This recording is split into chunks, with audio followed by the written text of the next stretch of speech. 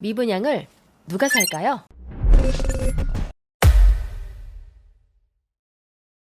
미자분들 안녕하세요. 미세스 머니입니다. 전국에 발표한 미분양 물량 12월 기준으로 6만 8천 가구가 넘어섰습니다.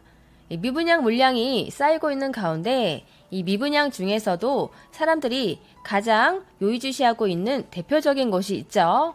바로 둔촌주공 아파트입니다. 이 단지는 일반 분양 물량 4,768가구 중에서 약 70%가 정당 계약이 됐고요. 나머지 미계약 물량 1,400가구 정도가 남아서 예비 당첨자를 받고 있는데요. 골라잡아 해봐야지. 가벼운 마음으로 가신 분들, 예비 당첨이 되어도 쉽지 않은 것이 주방비로 논란이 되었음에도 불구하고 예상보다 많은 분들이 나와서 대기줄이 이어진 건데요.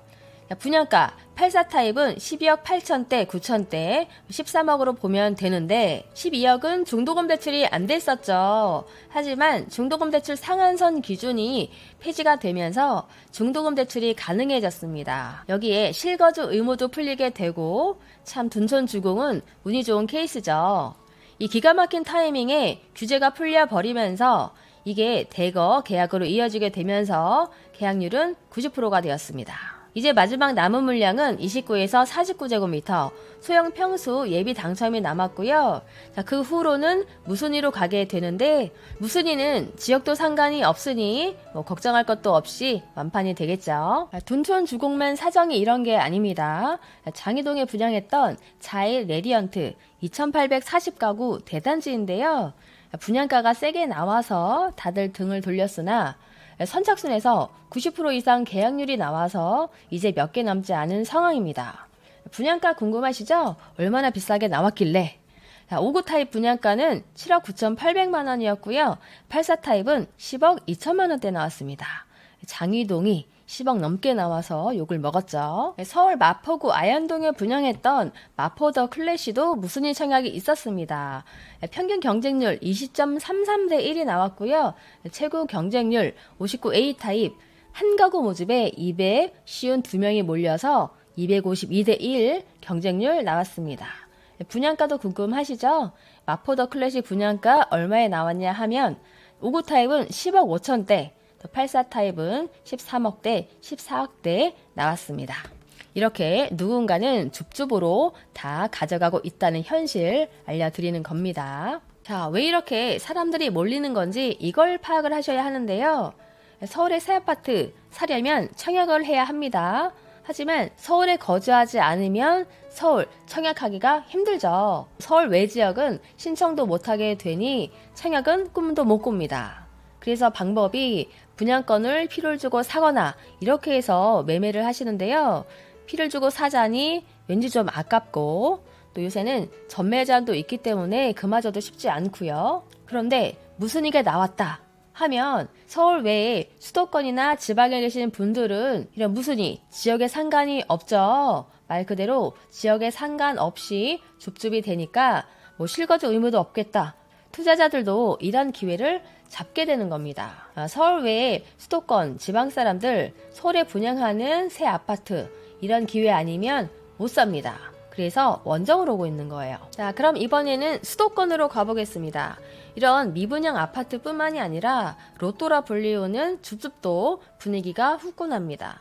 2월 8일에 성남 중원구 신흥역 하늘채 랜더스원 무순위 청약이 있었는데요. 무순위 6가구 줍줍에 6,593명이 지원해서 무려 1,098.8대 1의 경쟁률이 나왔습니다. 여기가 무슨 일일까요? 자, 이것은 8호선 신흥역 초역세권 단지인데요. 2019년 일반 분양 당시와 거의 같은 분양가로 줍줍 공고가 떴습니다. 분양가 궁금하신 분들을 위해 살짝 알아보면 59 타입 분양가 5억 1,590만 원, 84 타입은 6억 950만 원. 분양가 착하죠? 자, 같은 면적 거래가 된 예전 금액을 보면 분양가보다 2억 이상이 더 올랐기 때문에 가격 메리트도 있는 데다가 또 소유권 이전 등기를 마치면 전매가 가능하기 때문에 사람들이 몰린 거겠죠. 이렇게 사람들은 분위기가 안 좋다고 아무것도 안 하지 않습니다. 이런 분위기가 영원하지 않기 때문에 공부를 하고 이런 알짜배기를 찾으러 다니셔야 합니다. 미분양이 쌓이면 당연히 일반 분양에도 제동이 걸리겠죠. 이달 전국 일반 공급 물량이 전년 대비 46% 줄어들 예정입니다. 서울에 분양하는 단지는 단 한 곳뿐이고요. 이런 미분양이 쌓이게 되니 분양시장에서도 속도를 맞추고 있는 거겠죠. 이렇게 되면 신규 공급이 또 줄어들게 되고, 그럼 공급 부족으로 또 집값이 올라가고, 그러다가 집값이 또 올라가면 규제가 시작되고, 부동산은 이렇게 사이클이 분명 존재합니다. 이런 사이클을 잘 캐치하고 있느냐, 신의 영역이라고 볼 수가 있지만 이게 관건이겠죠. 당분간 집값이 더 떨어질 것이라는 전망을 하신 분들도 많이 계신데요. 지금은 어쨌든 불과 한 달 전과는 또 분위기가 바뀌었습니다. 한두 달 전만 해도 와, 이 가격까지 빠졌는데도 사는 사람이 없네, 이 정도였다면 지금은 금매가 하나둘씩 다 빠져서 거래가 되고 있고요. 또 가격이 오를 것 같으니 아예 매물을 거둬들이는 분들도 계십니다. 이러면서 또 한 번 부의 재분배가 이루어지게 되는 거겠죠. 오늘의 결론, 부동산 냉각기 속에서도 살 사람들은 다 삽니다. 내가 안 사더라도 사람들이 왜 그걸 사고 있나? 왜 그쪽으로 몰리나? 공부를 하다 보면 자연스럽게 나중에는 나도 그쪽에 끼어있게 될 겁니다. 오늘의 영상이 도움이 되셨다면 구독, 좋아요 꼭꼭 눌러주시고요. 저는 다음 시간에 만나요. 안녕!